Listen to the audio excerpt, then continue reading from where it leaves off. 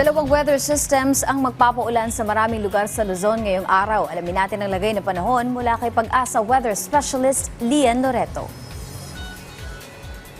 Magandang umaga po sa ating lahat. Ito nga pong shear line yung nakakaapekto sa malaking bahagi po ng Northern and Central Luzon at magdadala nga po ng mga pag-ulan at mga maulat na panahon sa may Cagayan, Isabela, Quirino, Nueva Vizcaya, Aurora, Quezon, maging sa may Kalinga, Mountain Province at Ifugao. Doble ingat pa rin po sa ating kababayan sa posibilidad ng mga flash floods at landslide.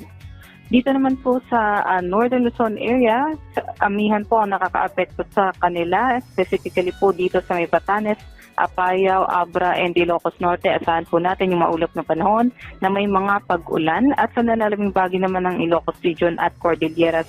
Asahan naman po natin yung bahagyang maulap hanggang sa maulap na papurin na merong mga mahihinang mga pag-ambon. At sa Metro Manila at nalalabing bahagi ng ating bansa, asahan naman po ang maliwalas na panahon, may chance lamang na thunderstorms sagsapit po ng hapon at gabi.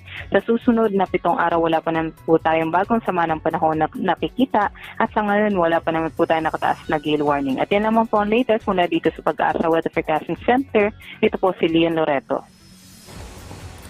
Maraming salamat Pag-asa Weather Specialist Lian Loreto.